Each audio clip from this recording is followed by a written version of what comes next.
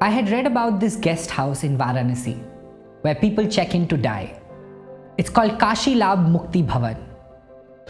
Hi everybody, my name is Deepak Ramola and I love people and have been asking them for a long time what is their life lesson. This series is all about passing on those learnings and sharing that wisdom with you.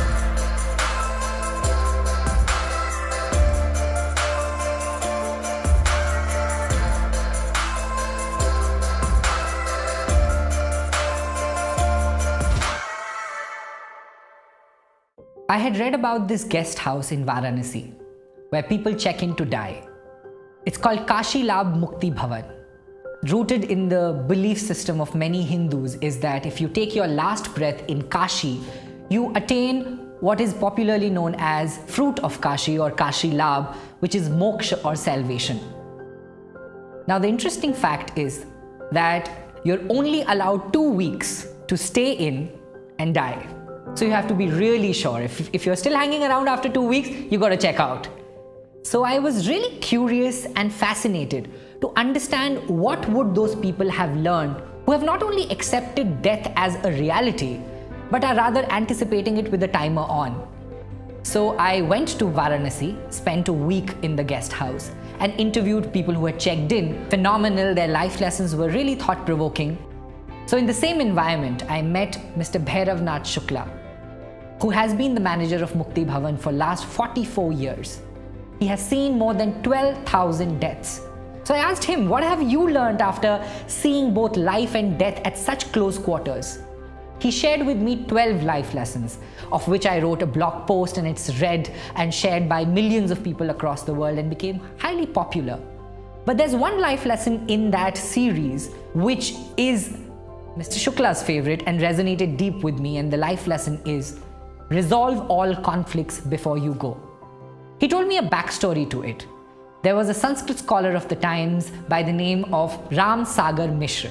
Mishra was one of the eldest of the 6 brothers and was closest to the youngest.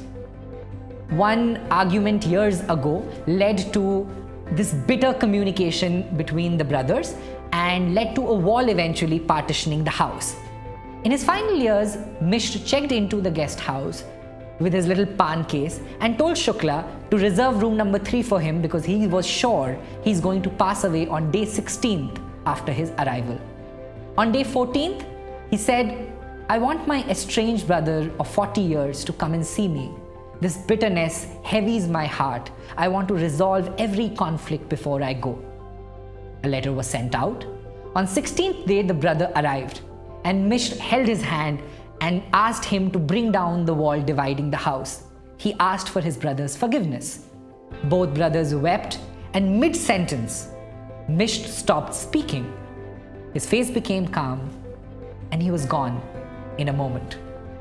And I know that anecdote sounds straight out of a folk fiction novel, but Mr. Shukla told me that he has seen the same story replay over and over again with many different people who have come there. He said to me, Deepak, I see so many people carrying such unnecessary baggage throughout their life, only wanting to drop it at the very end of their journey. The trick, he said, however, lies in not having any conflict, but resolving every conflict as soon as you have it. You cannot and you should not go to bed having an argument, a disappointment, a resentment and doubt. You should try to resolve it. Because you see, the good news is you're alive. The bad news is no one knows for how long.